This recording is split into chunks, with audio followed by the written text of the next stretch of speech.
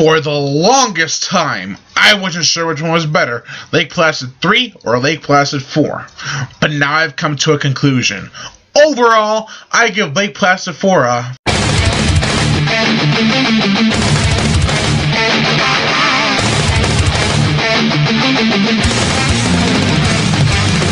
Welcome to the horror show. To realize there is nowhere to run. There's no game to fight. Paranoia is running your life. Welcome to the horror show. To realize there is nowhere to run. There's no game to fight. Obsessions ruling your mind.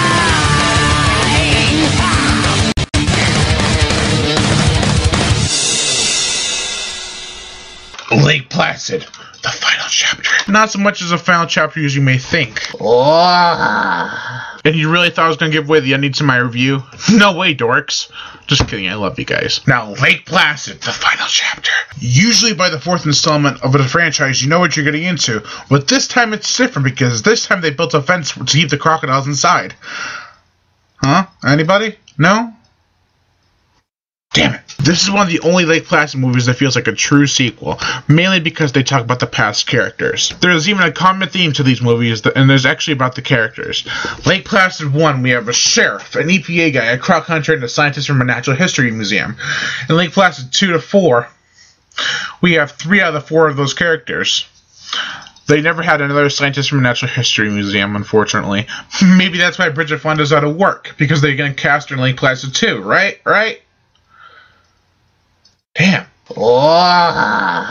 Lake Placid, the final chapter. Like Part 3 has too many plots, and I won't get into them, but it is pretty generic as they get the characters where they need to go and get eaten. The cinematography and imagery of the lake is pretty damn good, and it had somewhat of a haunting feel to it. This is also the goriest Lake Placid movie to date.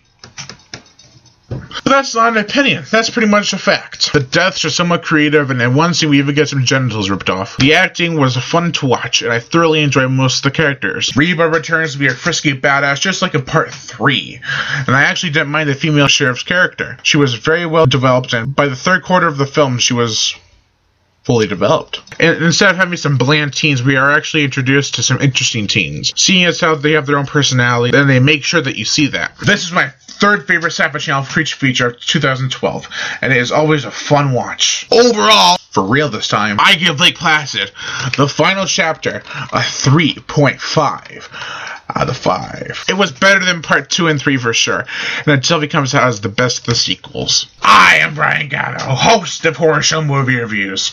Make sure to like my Facebook fan page and leave comments and subscribe.